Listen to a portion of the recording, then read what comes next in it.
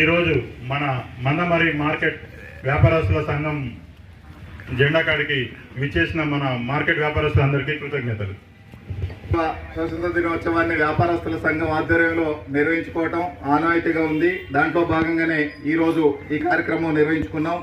ఈ కార్యక్రమాన్ని విజయవంతం చేసినందుకు అందరికీ ధన్యవాదాలు తెలియజేస్తూ, ఎంతో మంది త్యాగధనులు, మానధనులు వాళ్ళ యొక్క మాన ప్రాణాలను, వాళ్ళ సమయాన్ని, వాళ్ళ జీవితాన్ని వెచ్చించి కొన్ని వేల మంది, అంటే బ్రిటిష్ పత్రికలోనే రాసుకున్నారు వాళ్ళు. భారతదేశ స్వతంత్ర సంగ్రామం మంగళ పాండే నుంచి మహాత్మా గాంధీ వరకు సుమారు 7 లక్షల మంది వాళ్ళు ప్రాణాలు అర్పించి వాళ్ళ యొక్క దేశ స్వతంత్రాన్ని తెచ్చుకున్నారని వాళ్ళే రాసిరు, మనం రాసినటువంటి చరిత్ర కాదు.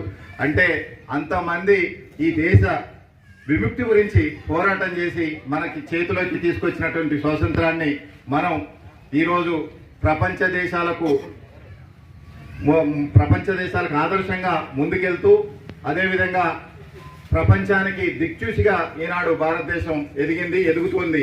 ఎందుకంటే మొన్న కరోనా వ్యాక్సిన్ కానించి, అంతరిక్ష ప్రయోగాల కానించి అనేక రంగాల్లో ముందుకెళ్తూ మన యువత లేనిది ఈనాడు అమెరికా లాంటి పశ్చిమ దేశాలు అయితే లేనేలేవు.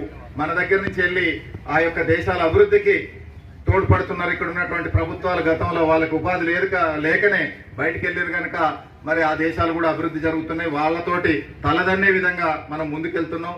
అదేవిధంగా ఎక్కడున్నా, ఏ పార్టీలో ఉన్నా, ఏ రాజకీయ పార్టీలో ఉన్నా, ఏ వృత్తి చేసుకుంటున్నా మన దేశం ముఖ్యం. మన దేశం తర్వాత ప్రాంతం, తర్వాత మతం, తర్వాత కులం మతం ఏదైతే ఉందో ఇంటి గడప లోపట్నే ఉండాలి. బయటకు వచ్చిన తర్వాత అందరూ కూడా భారతీయ సంస్కృతి మనది, ఈ దేశం మనది అని ముందుకెళ్తే మన ముందు తరాలకు కూడా మన దేశ అభివృద్ధి, మన దేశ సంస్కృతి